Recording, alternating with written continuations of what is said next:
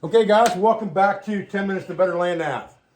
So we're going to step forward now. We've talked about the different types of compasses. And we're going to use those a little bit in some of these videos so you understand how they work and what I talked about when I talked about the different applications for those compasses.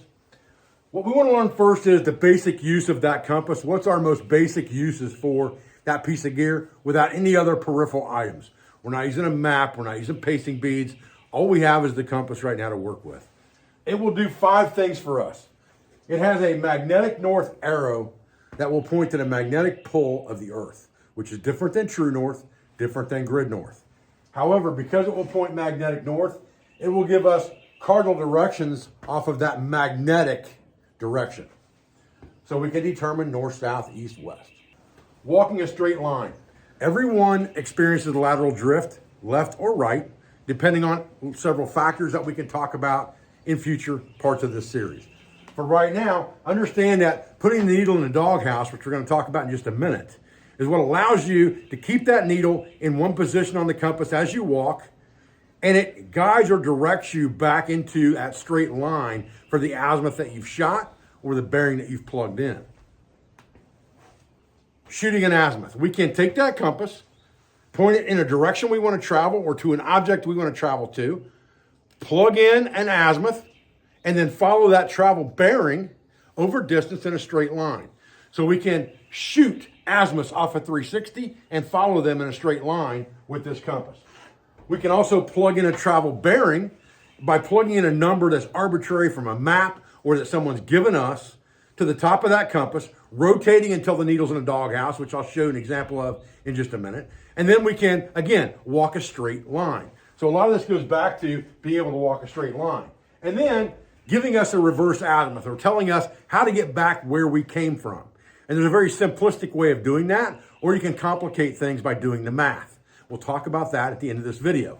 But understanding how to factor a reverse azimuth allows you to come back to a place that you came from. In case you get off of your azimuth line or bearing, you can find your last known point of origin. Now, the first thing I want to talk to you guys about real quick in this video, and this is going to be something that I don't see taught by people who supposedly understand land navigation and teach it for a living. The difference between an azimuth and a bearing, all right? Those two terms are used synonymously much of the time in land navigation as far as being taught, and they're not synonymous terms at all. For sake of purpose, an azimuth is an angular difference from 360.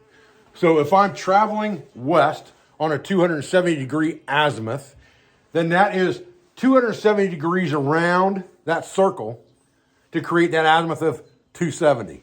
That is an azimuth, okay? A bearing is different. A bearing is a travel number, but a bearing is more related to quadrant compasses that go in 90 degree segments. So if you look at 360 degrees and you divide that into 4 cardinal directions, you have 90 degree angles here, here, here, and here, okay? And so you have a 90 degree angle in the 4th part of a circle or a square. If you know what all that means, travel safe. Understanding that, any degrees off of those 90s become a bearing smaller than 90 degrees. So if we were traveling, say 45 degrees off of north, then we'd be in the northwest quadrant of the compass at 45 degrees northwest. If we were 45 degrees off of between west and south, we would be traveling a 45 degree southwest bearing. And those numbers correlate depending on where you're at in this 90 degrees, how many degrees you are off of that 90 degree angle. That is a true bearing number. However, it's a number. So once you've plugged that number into your compass and you're following a number, you're following a travel bearing per se. If you don't have a quadrant compass, it becomes a degree reading. When you shoot it, it's an azimuth. Once you plug it in and follow it, you are walking an azimuth line, but you're following a travel bearing. All right, so let's first discuss our north pointing arrow or a north pointing needle. This is a button compass with a bezel ring. This arrow, where it says N, is pointing to magnetic north. That means it's pointing to the magnetic pole of the Earth. Not true north or the North Pole, and not grid north or lines on a map, but magnetic north. If we don't have a map, none of that matters. It's arbitrary. When we're using a button compass like this that has some type of a bezel ring on it, we can now turn this until we get north to line up with that needle. And as long as we stay in the same line, the needle's going to stay on that end. If we move left or right, it's going to move off of there and we're no longer walking a straight line.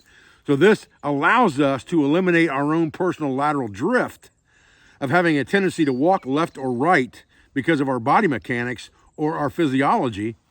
And now we can walk a straight line. So taking that a step further to the next compass we talked about, it's the same thing. We would lay the compass down or point the compass at something if we're trying to take an azimuth or shoot an azimuth. And we would rotate this bezel ring now until the red arrow that's underneath that traveling arrow, you see you have a north-south arrow here that floats. Underneath that you have what's called the doghouse, or another red arrow with two glow-in-the-dark dots. And if you move that to its underneath the north-pointing arrow, now you have set in the top of your compass a travel bearing basically based off that azimuth. And now with this one, like I said, you don't have the accuracy that you have with a larger compass. So you're relegated to several degrees within each tick mark, but as long as you're keeping the needle in the doghouse, it doesn't matter. So if you're trying to shoot azimuths very quickly to travel through the woods with something like this, or just travel in a general direction, it's easy enough to do with this type of compass. Now with the orienteering compass, however, it's much more difficult. You have a V-sight right here that you can look into to shoot some type of an azimuth if you need to. We'll talk about that in a minute.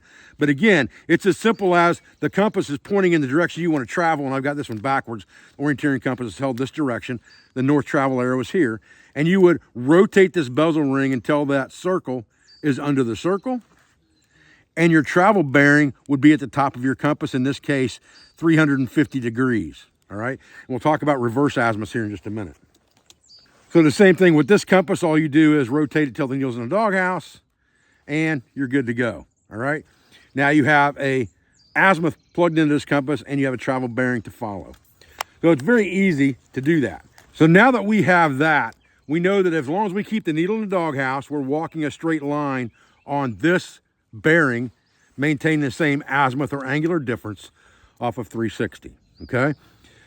If we decide that we want to plug a bearing into this compass, somebody gives us a bearing or we've pre-planned a route on a map, then we need to dial whatever number that azimuth or bearing is to the top of our compass, like in this case, we'll say it's 240, and then rotate our body with this compass in front of us until we have the needle in the doghouse. And now this becomes our travel direction, okay? The front of the compass becomes our travel direction.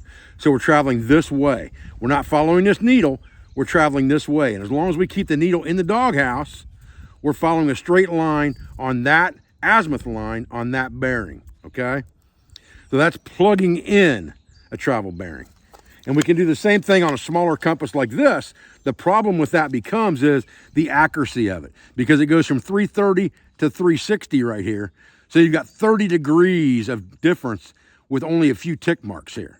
So it's much harder to be accurate if you're using actual azimuths or bearings off of a map or something given to you with this type compass. And of course, almost impossible with something like this.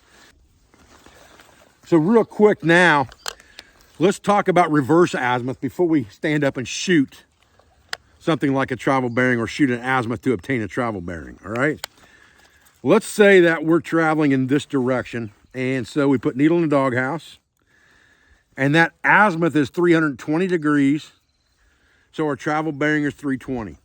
We are actually 40 degrees northwest for a bearing, but arbitrarily we're at 320 degrees, okay?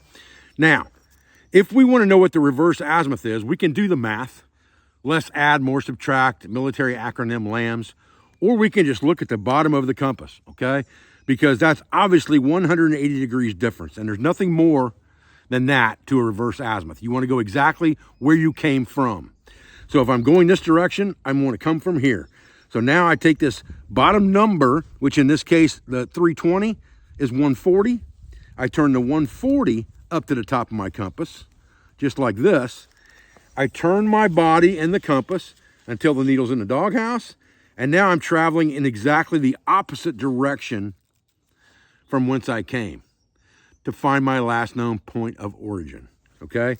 Now, the one advantage that you have to this compass here is that, let's say that we put in a travel bearing here of 300 and let's make an even number and say 310 for sake of purpose. This compass has a magnifying glass here that shows you the reverse azimuth at the bottom of the compass with a green line across it. So we have a reverse azimuth right there of about 130-ish, something like that, 130. So if we put 130 at the top of our compass, or just put the bearing that we were traveling, 320 I believe it was, at the bottom of the compass, then all we need to do is turn the compass around in our body until the needle's in the doghouse, and we're going to be traveling in the opposite direction. That's the advantage of a compass like this sometimes if you're doing speed work. Now, if you have a compass like this that's not going to be very accurate degree reading wise, and you've got to figure out your reverse azimuth, you can see at the bottom of this compass, you've got 120 plus some tick marks. So if you don't want to do all that math because there's like 5 degrees in these tick marks instead of 2, that's why it's less accurate. What you can do is just take your white needle, put that in the doghouse, holding the compass still, and then rotate your body until you have the needle back in the doghouse again, and you'll be traveling in the opposite direction now. So you'll get your reverse azimuth that way. So if I were traveling here and I had needle in the doghouse, get that right, and decide, hey, I want to go back to where I came from, I want to go back this direction instead of traveling this direction, then I just turn that thing till the white needle's in the doghouse, holding things still, and then rotate my body in the compass to put needle in the doghouse again, and I've changed my direction by 180 degrees. So if we want to overcomplicate our life, which we really don't need to do, and learn the math to do a reverse azimuth, again, less add, more subtract. So if we're traveling on a 165 degree bearing, that's less than 180. So we're going to add 180 to that, right? 5, 4, 345 degrees is the reverse azimuth of 165 degrees. If it's more than 180 degrees, more subtract. So if we're traveling on a 260, we subtract 180 from that. Oh, excuse me. Subtract 180 from that. 80 degrees is our travel bearing. All right? But again, no need to overcomplicate this. No need to overcomplicate it. The bottom of your compass will tell you what your reverse azimuth is. All you have to do is use the tool. Okay, let's talk about plugging in a travel bearing.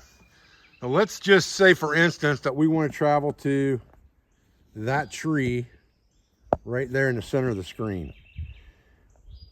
And for sake of purpose, we'll say it's further away than it is because it's probably only about 50 yards. And if I'm not going to lose sight of it before I get to it, I can walk straight to it. I have no need for the compass. Okay, now I would point my compass at that object, and I would close my non-dominant eye and aim this at full presentation out here like I was aiming a pistol at something, okay? And then I would tilt this mirror so that I could see that bezel ring and that north pointing arrow. And I want to manipulate this bezel ring, holding this compass perfectly level. I want to manipulate this so that I've got needle in the doghouse, and I'm still pointing at the object I want to walk to. Once I've got that, I can then open the compass or whatever I want to do, double check myself, right? Now look for something in that same line and start traveling, okay? If I move off of that left or right, the needle's going to come out of the doghouse. And now I'm not walking that straight line or on that azimuth anymore. I'm not on that travel bearing of 134 degrees, it looks like. And again, my reverse azimuth is right here at the bottom if I'm worried about that and I need to turn around, okay?